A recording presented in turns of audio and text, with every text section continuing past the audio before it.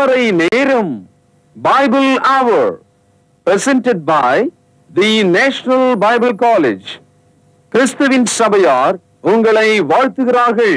Welcome to Satellite Bible Classes. வணக்கம்.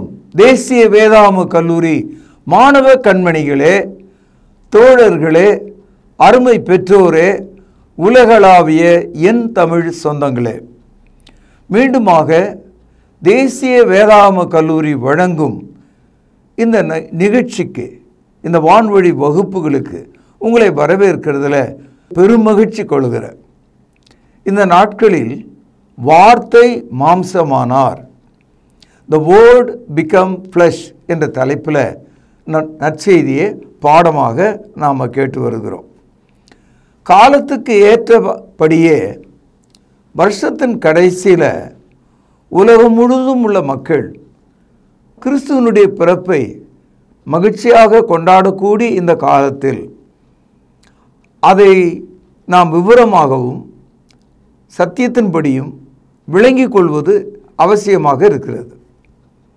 எப்பொழுதுமே மார்க்கத்தை விட்டு மதம் என்று ஒன்று கீழே வரும்போது, அது மனிதனுடைய பாரம்பரியத்தின் கீழ் வரும்போது, அதற்குள்ளே விக்கிரக வழிபாடுகளும் மனிதர்களுடைய யோசனைகளும் பாரம்பரியங்களும் ஏராளமாக உள்ளே சேர்ந்துவிடும், கொஞ்சம் கொஞ்சமாக சேர்ந்துவிடும். அதனால்தான் இயேசு கிறிஸ்துவினுடைய பிறப்பு இன்றைக்கு உலகம் முழுவதும் கொண்டாடப்பட்டாலும் அங்கே ஏராளமான புதிய ஏற்பாட்டுக்கு எதிரடியான கருத்துகளும் செய்கைகளும் எண்ணங்களும் தத்துவங்களும் பேசப்பட்டு வருவதை நாம் பார்க்கிறோம். புதிய ஏற்பாட்டில் 3வது சுவிசேஷ புத்தகம் லூக்கா எழுதிய நிருபம். இந்த லூக்கா என்ற ஒரு மனிதன் இந்த புத்தகத்தை ரோம அதிகாரி ஒருவருக்கு எழுதுகிறார். அவருடைய பேர் தியோப்பிலுஸ். அதனால் தேப்புலுவே என்று சொல்லி எழுதுகிறார். ரோம அதிகாரிக்கு இந்த கடிதத்தை எழுதுகிற எழுத்தாளர் லூக்கா யார் என்று ஒரு கேள்வியை கேட்டால், அவர் ஒரு பிரியமான வைத்தியன், பிசிஷியன் என்று சொல்லப்பட்டிருக்கு. கொலோசியர் 4ஆம் அதிகாரம் 13வது வசனத்தில் பவுலடியார் பிலவட் பிசிஷியன் லூகாஸ் என்று எழுதுகிறார். பொதுவாக மருத்துவர்கள் ஒரு ஆளை அவனுக்கு ஒரு சர்டிஃபிகேட் கொடுக்கறதா இருந்தால், ஒரு ஆக்சிடெண்ட்டில் இறந்து போன ஒரு ஆளுக்கோ அல்லது ஒரு குற்றுயிராக இருக்கிற ஒரு மனிதனுக்கோ அவர் எப்படி பார்க்கிறாரோ கச்சிதமாக அதை எழுதி தருவார். மொத்தமாக மந்தமாக ஒரு பதில் சொல்ல மாட்டார், சரியாக சொல்லுவார். அதனால் லூக்காவினுடைய எழுத்துக்கள் புதிய ஏற்பாட்டில் மிகவும் சரியாக அளந்து பேசப்பட்ட சொற்களால், சரியான சொற்களால் அது எழுதப்பட்டதாக இருக்கிறது. இன்றைக்கி உலகம் முழுதும் உள்ள மக்கள் இயேசு கிறிஸ்துவனுடைய பிறப்பை டிசம்பர் 25 என்று குறித்திருக்கிறார்கள். அதற்கு பல நல்ல காரணங்கள் இருக்கிறது, அது அப்படி இருந்து போகட்டும்.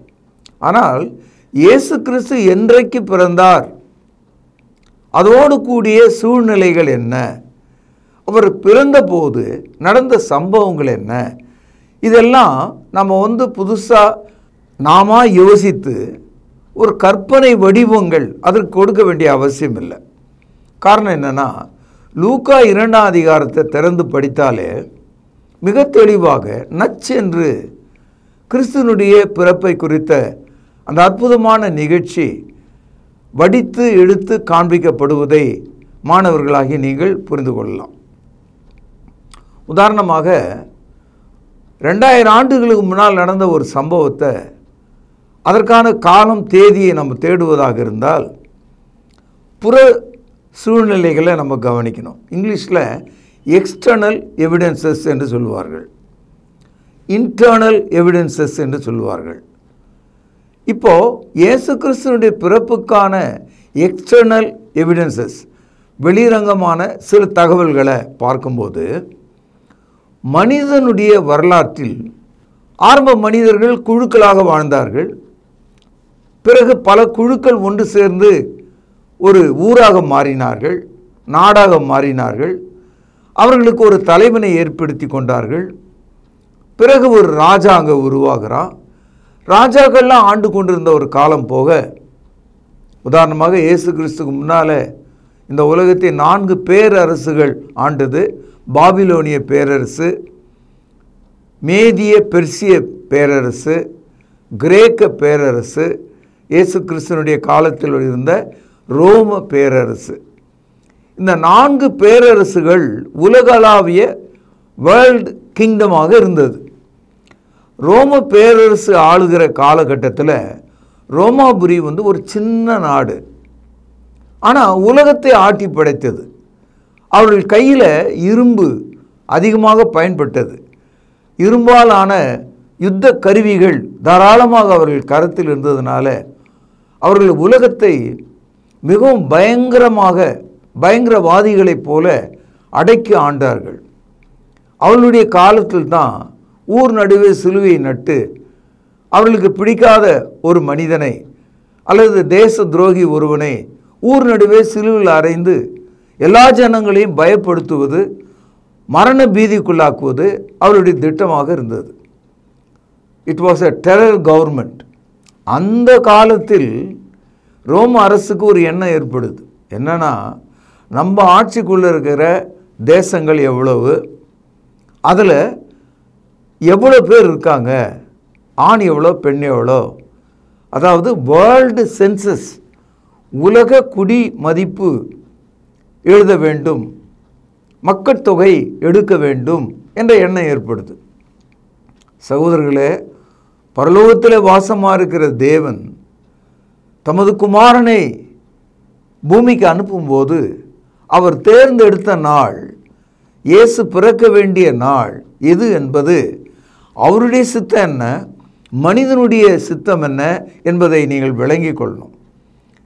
மனிதர்கள் எவ்வளவுதான் திட்டமிட்டாலும் தேவனால் தான் அதை தீர்க்கமாக முடிக்க முடியும். லூக்கா 2ஆம் அதிகாரத்தில் இயேசு கிறிஸ்து பிறந்த அந்த நாள் வேர்ல்டு சென்சஸ் டே, ஒரே நாளில் அது நடந்திருக்கு. ரெண்டாவது, அந்த குடிமதிப்பு எழுதுவதற்கு என்ன செய்தாங்கன்னா, இப்போ எல்லாம் பார்த்தீங்கன்னா வட மாநிலத்தில் இருக்கிறவங்கெல்லாம் இங்கே சென்னையில் இருப்பாங்க, தமிழ்நாட்டில் இருப்பாங்க. உங்கள் ஊர் எதுனா சென்னை அட்ரஸே கொடுத்துருவோம், இங்கே தான் பிறந்து வாழ்ந்தேன்னு. அதே மாதிரி நம்ம வடகிழக்கு மாநிலங்களில் போனீங்கன்னா அந்த மேலே இருக்கிற பர்மா, பங்களாதேஷ், வேறு நாடுகளில் இருக்கவெல்லாம் உள்ளே நுழைஞ்சிட்டு நான் இந்த ஊரில் தான் பிறந்தேன்னு சொல்லிட்டான். அப்படி தான் சென்சஸில் மாட்டிக்கிட்டானுங்க எல்லாரும். இன்றைக்கும் இந்த மாதிரியான ஒரு நிலைமை உலக நாடுகள் எல்லாத்துலேயுமே இருக்குது. ஆனால் ரோம சென்சஸ் எடுக்கும்போது என்ன சொல்கிறான், நீங்கள் எந்த ஊரில் பிறந்தீங்களோ, உங்கள் அப்பா எந்த ஊரில் பிறந்தாரோ அல்லது உங்கள் தாத்தா எந்த ஊரில் பிறந்தாரோ அந்த ஊருக்கு நீங்கள் போயிடணும். நீங்கள் எங்கே இருந்தாலும் முதல்ல சென்சஸ் எப்படி தோணுங்கன்னா, கோ டு யுவர் நேட்டிவிட்டின்னா. பாருங்கள், தேவனுடைய சித்தம். மீகா 5:2 இயேசு கிறிஸ்து எப்ரத்தா என்று அழைக்கப்படும் பெத்லகேமில் பிறப்பார் என்ற அந்த தீர்க்க தரிசனம் சரியாக நிறைவேறும்படி நாசரேத் ஊரில் இருந்த யோசேப்பும் மரியாளும் மிக விரைவாக அந்த குடிமதிப்பு எழுதப்படுவதற்காக பெத்லகேம் சேர்றாங்க. நல்லா கவனிச்சிங்க, இது ஒரு தீர்க்க தரிசனத்தினுடைய நிறைவேறுதல். இது ரோம அரசனுடைய ஒரு கட்டளை. ரெண்டும் ஒன்றா மேட்ச் ஆகிறது நீங்கள் பார்க்கலாம். அடுத்தது கவனிங்க, 2ஆவது அதிகாரம் 1 வசனம். அந்நாட்களில் உலகமெங்கும் குடிமதிப்பு எழுதப்பட வேண்டும் என்று அகஸ்து ராயனால கட்டளை பிறந்தது. ராயன் என்று சொன்னால் ஆங்கிலத்தில் எம்பரர். சிரிய நாட்டில் சிரேனி என்பவன் தேசாதிபதியாக இருந்தபோது இந்த முதலாம் குடிமதிப்பு உண்டாயிற்று. எருசலேமுக்கு பக்கத்தில் இருந்த பெரிய தேசம் சிரிய தேசம், இன்றைக்கும் சிரியா இருக்கிறது. அங்கே யார் அதிபதியாக இருந்தார்? அதே போல் எருசலேமில் பொந்தி பிலாத்து அதிபதியாக இருக்கிறார். இந்த 2-3 உதாரணங்களே முதலாவது குடிமதிப்பு எழுதப்பட்ட காலம் எது என்பதை நமக்கு காண்பிக்கிறது. The Roman history proves beyond any doubt when they were taken the world people's census. உலக குடிமதிப்பு எப்பொழுது எழுதப்பட்டது என்ற வரலாற்றை தேடினால் நமக்கு கிடைச்சிடும். இப்போ யோசேப்பு மரியாளும் ஏன் பெத்லகேமுக்கு வந்தாங்கன்றதும் தீர்க்க தரிசனம் எப்படி நிறைவேறுகிறது என்பதையும் பார்க்கும்போது மனிதர்கள் என்னதான் செய்தாலும் அவர்களுடைய வரலாற்றை ஆளுகிறவராக தேவன் இருக்கிறார். தானியேலில் நாம் படிக்கிறோம் 2வது அதிகாரத்தில் தேவன் ராஜாக்களை மாற்றி ராஜாக்களை ஏற்படுத்துகிறவர், தேசங்களை ஆள்கிறவர் என்று நாம் படிக்கிறோம்.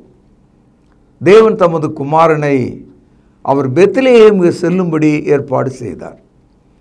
இப்படி அவர்கள் பெத்லகேமுக்கு சேர்ந்த போது சொந்த ஊர், ஆனால் அங்கே இருக்கிற ஜனங்கள் நிரம்பி வழிகிறாங்க. ஏன்னா எல்லா ஜனங்களும் அந்த ஊரில் பிறந்தவங்கெல்லாம் திரும்பி வந்துட்டான். யோசேப்புக்கும் மரியாளுக்கும் தங்கறதுக்கு இடம் கிடைக்கல. கடைசியில் ஒரு சத்திரத்தின் வாசலில் அங்கே மிருகங்கள் கட்டக்கூடிய இடத்துல ஒரு கால் ஆடுகளோ அல்லது குதிரைகளோ, அதை லாயம் என்று சொல்லுவார்கள், அங்கே கட்டுற இடத்துல மரியாளுக்கு பிரசவ காலத்தில் பிள்ளை உண்டாயிற்று என்று நாம் படிக்கிறோம். இதை லூக்கா 2வது அதிகாரம் 7வது வசனத்தில் அவள் தன் முதல் பேரான குமாரனை பெற்று சத்திரத்திலே அவர்களுக்கு இடமில்லாதபடியினால் பிள்ளையை துணிகளில் சுற்றி முன் அணையிலே கிடத்தினாள். முன் அணை என்பது சத்திரத்துக்கு உள்ளே இல்லை, சத்திரத்துக்கு வெளியே. இப்பொழுது இந்த நிகழ்ச்சியை பரிசுத்த ஆவியானவர் லூக்கா என்ற ஒரு டாக்டர், ஒரு வைத்தியன் மூலமாக இந்த செய்தியெல்லாம் நமக்கு எழுதி காண்பிக்கிறார். ஒரு காட்சி நீங்கள் இங்கே பார்க்கணும். பாருங்கள் 8வது வசனம். அப்பொழுது அந்த நாட்டிலே மேய்ப்பர்கள் வயல்வெளியில் தங்கி ராத்திரியிலே தங்கள் மந்தையை காத்து கொண்டிருந்தார்கள். அதாவது அந்த நாட்டிலே மேய்ப்பர்கள் மந்தையை இரவிலே காத்து கொண்டிருந்தாங்க. 2 காரணம். ஒன்று, துஷ்ட மிருகங்களால் மந்தையில் உள்ள ஆடுகள் போகாத படிக்கும். 2, குட்டியான ஆடுகள் மிதிப்பட்டு சாகாத படிக்கும். மேய்ப்பர்கள் கூடவே இருப்பார்கள், அவர்கள் ஆடுகளைப் போலவே ஆடுகளாக இருப்பார்கள். இந்த இடத்துல இந்த ஆடுகள் எது அப்படின்னு நீங்கள் கேட்டிங்கன்னா, எருசலேம் தேவாலயத்தில் ஒவ்வொரு யூதனும் செலுத்த வேண்டிய பலிகளுக்கான ஆடுகள் அவைகள்.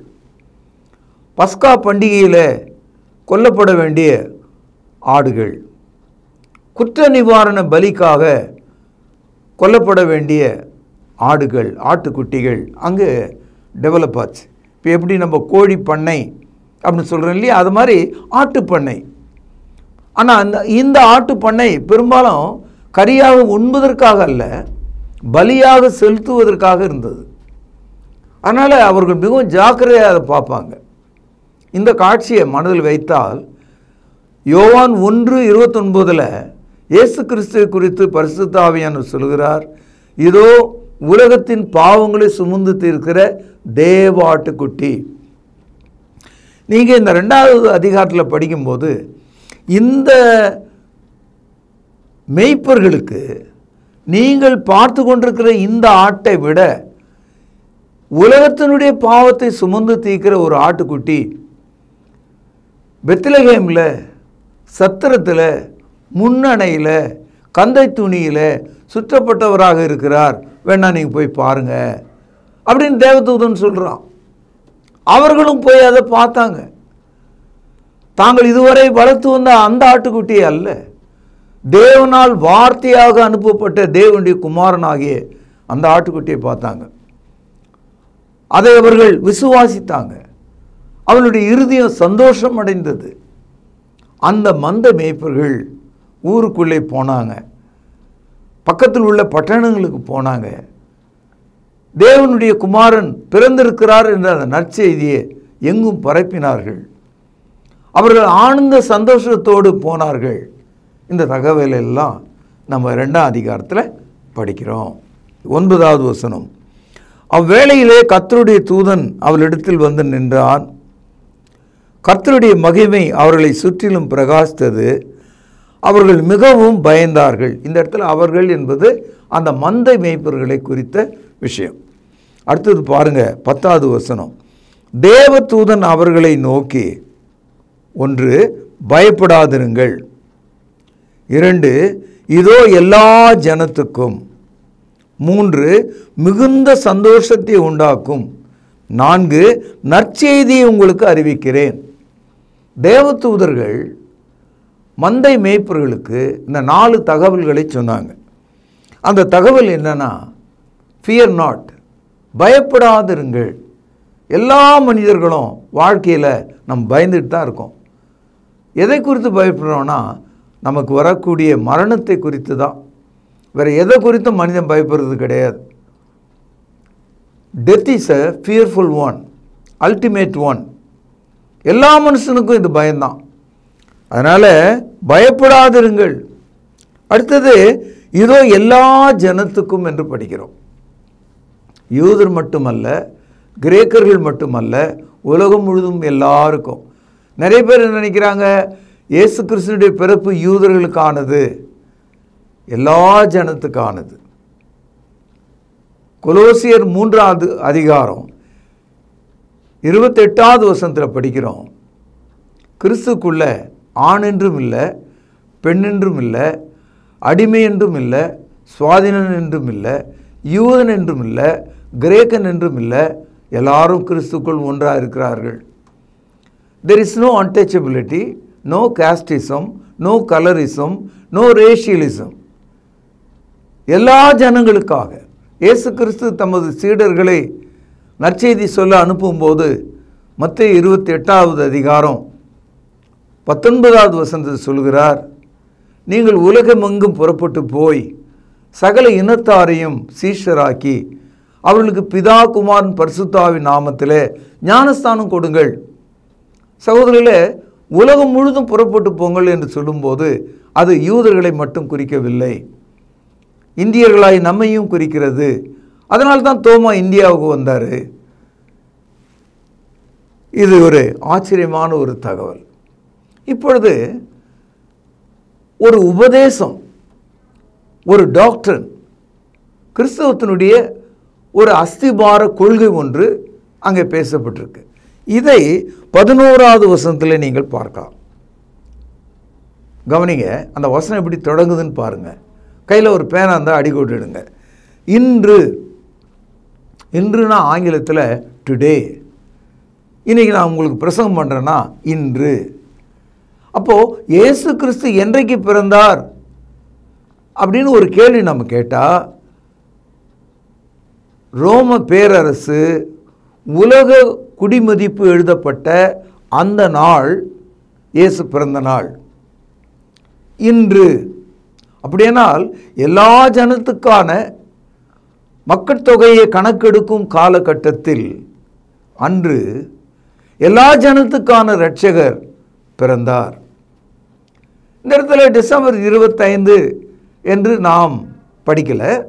ஆனால் அவைகளை தோராயமாக ஞானமுள்ள மக்கள், விசுவாசமுள்ள மக்கள் அதை முடிவெடுத்தார்கள், தேர்ந்தெடுத்தார்கள். சிலர் அதை ஏற்றுக்கொள்கிறார்கள், பலர் அதை நிராகரிக்கிறார்கள். அது அவர்களுடைய விஷயம். இயேசு கிறிஸ்து பிறந்த நாள் நமக்கு நன்றாக தெரியும். அது உலக குடிமதிப்பு எழுதப்பட்ட நாள். அந்த வரலாற்றை நம்ம தெரிஞ்சுக்கிட்டோம்னா, இன்று என்பது அதை வச்சு தான் கண்டுபிடிச்சாங்க. அதனால தான் இன்றைக்கும் நம்ம பள்ளியில், கல்லூரியில், சமுதாயத்தில் கிறிஸ்துவுக்கு முன், கிறிஸ்துவுக்கு பின் என்று உலக வரலாற்றை 2ஆக பிரிக்கிறோம். அந்த வரலாறு எங்கே பிரியுதுன்னா, இன்று. இன்று கர்த்தராகிய கிறிஸ்து என்னும் இரட்சகர். இந்த இடத்துல லார்ட் என்ற ஒரு வார்த்தை, கர்த்தர் என்ற ஒரு வார்த்தையை நீங்கள் படிக்கிறீங்க. உலகத்தில் யாருமே நமக்கு கர்த்தர் கிடையாது. இயேசு கிறிஸ்து மட்டுமே நம்முடைய கர்த்தராக இருக்கிறார். கர்த்தராகிய இயேசு என்று புதிய ஏற்பாடு முழுவதும் படிக்கிறோம். கர்த்தர் என்று சொன்னால் நம்மை ஆள்கிறவர் என்று பொருள், நம்முடைய அதிகாரி என்று பொருள், தேவனால் நியமிக்கப்பட்ட மேசியா என்று பொருள். கர்த்தராகிய கிறிஸ்து என்னும் இரட்சகர். இந்த கிறிஸ்து என்ற வார்த்தைக்கு மேசியா என்று பொருள். ரெண்டாவது, கர்த்தராகிய கிறிஸ்து என்ன செய்வார்? நமக்கு அவர் நம்மை ரட்சிக்கிறார் என்னும் இரட்சகர். ஆங்கிலத்தில் சேவியர். அந்த சேவியர் நமக்கு என்ன கொடுக்கிறார்னா சால்வேஷன். இரட்சகர் நமக்கு ரட்சிப்பு கொடுக்கிறார். உயர வானத்திலும் தாழ பூமியிலும் கர்த்தராகிய இயேசு கிறிஸ்துவின் நாமே அன்றி வேறு நாமும் நாம் ரட்சிக்கப்படும்படி கட்டளையிடப்படவில்லை. ஆக இந்த உலகத்தில் எந்த ஒரு மனிதனோ யாராக இருந்தாலும் அவன் ரட்சிக்கப்பட விரும்பினால் இயேசுவின் அதிகாரம் ஒன்றுதான், அவருடைய பெயர் ஒன்றுதான் தேவனால் நமக்கு கொடுக்கப்பட்ட அடையாளமாக இருக்கிறது. அதனால் தான் உலகம் முழுதும் உள்ள மக்கள் கர்த்தராகிய இயேசுவின் கட்டளையின்படியே நடக்கவும் அவருடைய வார்த்தையின்படி அவரை பின்பற்றவும் கிறிஸ்தவம் என்று அவர் தங்களை அழைத்துக் கொள்கிறார்கள். கிறிஸ்துவின் சபை என்று தங்களை புரிந்து கொள்கிறார்கள். கர்த்தராகிய இயேசு கிறிஸ்து என்னும் இரட்சகர் உங்களுக்கு தாவீதின் ஊரில் பிறந்திருக்கிறார். இந்த இடத்துல தாவீதின் ஊர் எது? பெத்லெகேம் என்று நமக்கு தெரிகிறது. இதை 2ஆம் அதிகாரம் லூக்கா 5வது வசனத்தில் படிக்கிறோம். கலிலேயா நாட்டில் உள்ள 1, நாசரேத் ஊரில் உள்ள 2, யூதேயா நாட்டில் உள்ள பெத்லெகேம் 3 என்னும் தாவீதின் ஊருக்கு போனான். இந்த இடத்துல பெத்லெகேம் என்ற அந்த ஒரு சொல்லுக்காக, அந்த இடத்துக்காக, அந்த பட்டணத்துக்காக சுற்றி என்ன நடக்கிறது என்று பாருங்கள். அது எங்கே இருக்கிறது என்று பாருங்கள். பெத்லெகேமினுடைய சிறப்பு என்னன்னு கேட்டால், இஸ்ரவேலினுடைய மனமகிழ்ச்சிக்குரிய பேரரசன் தாவீது. தாவீதினுடைய சொந்த ஊர் பெத்லெகேம். இந்நாள் வரைக்கும் பெத்லெகேம் நீங்கள் போய் பார்க்கலாம். தாவீதினுடைய கல்லறை அங்கே இருக்கிறது. இயேசு எங்கே பிறந்தாரு? பெத்லெகேமில் பிறந்தார். பெத்லெகேமில் தான் பிறப்பார் என்று ஏற்கனவே தீர்க்க தரிசனம் சொல்லப்பட்டது. மீகா 5ஆம் அதிகாரம் 2வது வசனம். அப்படியே தேவனுடைய வார்த்தை நிறைவேறி வந்ததை நீங்கள் பார்க்கலாம். அன்பு சகோதரர்களே, இந்த நிகழ்ச்சி நடந்த போது ஒரு முடிவுரையை பரிசுத்த ஆவி நமக்கு விட்டு செல்கிறார். லூக்கா அதை எழுதி நமக்கு காண்பிக்கிறார். என்ன நடக்கிறது என்று பாருங்க. 12வது வசனம், லூக்கா 2.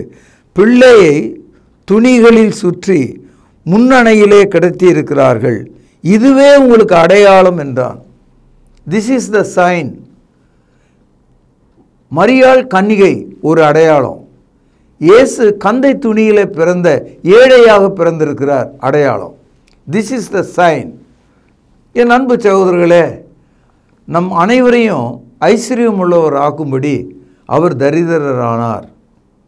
இயேசு கிறிஸ்து தேவனுடைய சாயலாக இருந்தும் ரூபமாக இருந்தும் அதை ஒரு வாய்ப்பாக கருதாமல் அவர் மனிதனாக அடிமையாக சிலுவையின் மரண பரியந்தமும் தன்னை தாழ்த்தினார் என்று பிலிப்பியர் 2ஆம் அதிகாரம் 7-8 வசனங்களில் நாம் படிக்கிறோம்.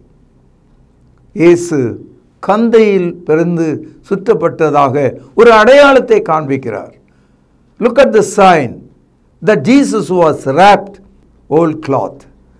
அவர் கிழிந்த வஸ்திரத்தில் சுத்தப்பட்டவராக முன்னணியிலே இருக்கிறார். இது உங்களுக்கு அடையாளம். இப்பொழுது வானத்தில் உள்ள எல்லா தூதர்களும் ஒன்று சேர்ந்து மாபெரும் பாடல் ஒன்றை பாடுகிறார்கள், மாபெரும் இசை ஒன்றை முழங்குகிறார்கள். என்ன நடக்கிறது என்று பாருங்கள். 13வது வசனம். அந்த சனமே, எந்த சனமே? இவ்வளவு நேரம் தேவதூதர்கள் மந்தை மேய்ப்பவர்களுக்கு சொல்லி முடித்தார்களே அந்த தகவல். அந்த சனமே, அந்த சனமே பரமசேனையின் திரள் அந்த தூதனுடனே தோன்றி. பரம சேனையின் திரள் அப்படின்னா பரலோகத்தில் உள்ள தேவ தூதர்களுடைய மாபெரும் கூட்டம்.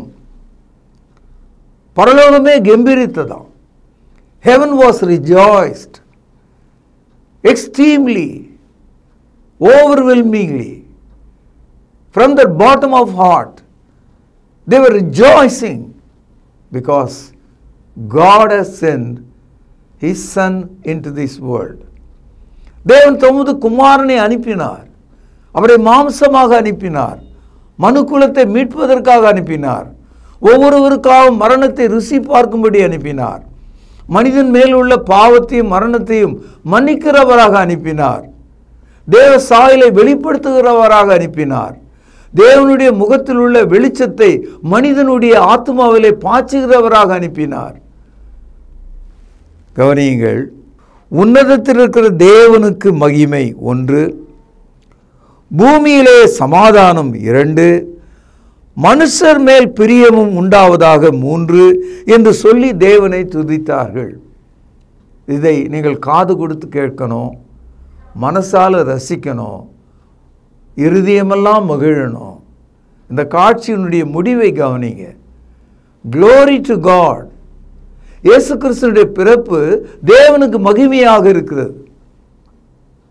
இரண்டாவதாக, இயேசு கிறிஸ்துவினுடைய பிறப்பு பூமிக்கு சமாதானத்தை கொடுக்கிறதாக இருக்கிறது.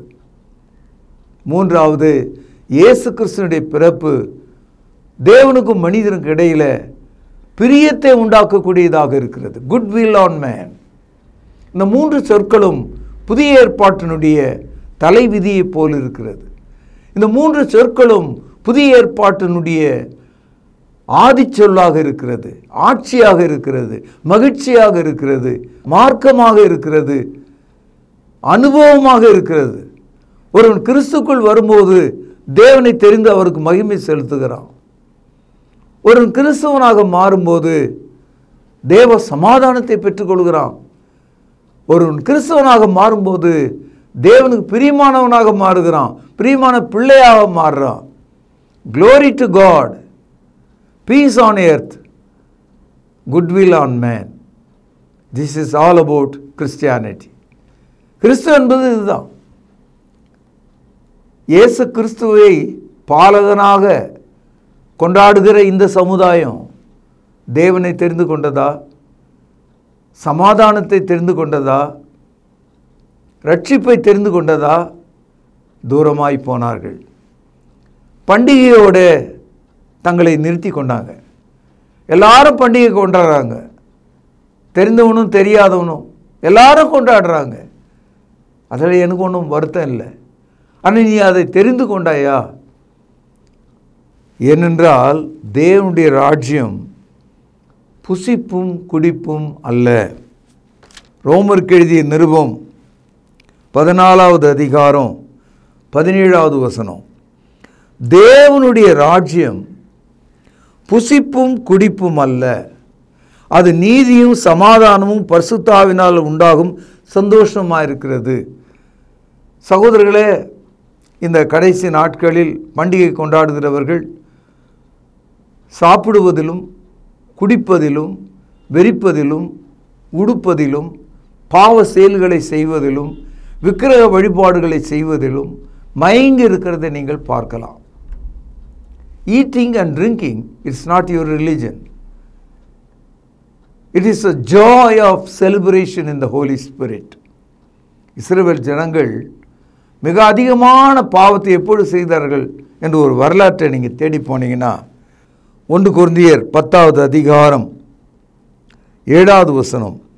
ஜனங்கள் புசிக்கவும் குடிக்கவும் உட்கார்ந்து விளையாட எழுந்தார்கள் என்று எழுதியிருக்கிறபடி அவர்களில் சிலர் விக்கிர ஆராதனைக்காரர் ஆனது போல நீங்களும் ஆகாதிருங்கள். 14ஆம் வசனம். ஆகையால் எனக்கு பிரியமானவர்களே, விக்கிர ஆராதனைக்கு விலகி ஓடுங்கள்.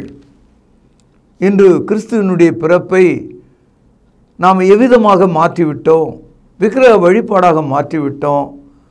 உலகத்தினுடைய கிறிஸ்தவத்தினுடைய மாபெரும் தலைவர் போப் சீனாவில் செய்த ஒரு பிளாஸ்டிக் பொம்மையை கையில் ஏந்தி உலகம் முழுதும் அதை காட்டி முத்தமிட்டு கிறிஸ்துமஸை கொண்டாடுவதை நீங்கள் பார்க்கலாம். என் அன்பு சகோதரர்களே, இதெல்லாம் நான் சொல்லும்போது நீங்கள் தேவ வசனத்தை சிந்திக்கத்தக்கதாகவும் வரலாற்றை புரிந்து கொள்ளத்தக்கதாகவும் தேவனுக்கு மகிமையும் ஆத்துமாவிலே சமாதானத்தையும் பிரியமான வாழ்க்கையும் வாழத்தக்கதாக இந்த கேளிகளிலிருந்து விக்கிரகங்களிலிருந்து நீங்கள் விலகி சென்று வாழத்தக்கதாக உங்களை ஆசீர்வதித்து இந்த நற்செய்தியை இங்கே நிறைவு செய்ததில் நான் மகிழ்ச்சி அடைகிறேன். பிரார்த்தனை செய்வோம். ஜீவனுள்ள தகப்பனே, மந்தை மேய்ப்பர்களுக்கு எவ்வளோ அற்புதமான நற்செய்தி சொல்லப்பட்டது. அந்த நற்செய்தியை நாங்கள் விசுவாசிக்கிறோம். இன்று கர்த்தராகிய கிறிஸ்து தாவீதினுடைய ஊரிலே பிறந்திருக்கிறார் என்ற அந்த முதல் தகவலுக்காக நன்றி. உன்னதத்தில் இருக்கிற தேவனுக்கு மகிமை, பூமியிலே சமாதானம், மனுஷர் மேல் பிரியம் என்ற வார்த்தைக்காக நன்றி. மக்களை ஆசீர்வதியும். ஆண்டவர் இயேசுவின் நாமத்தில் ஜெபம் கேளும் பிதாவே, ஆமென்.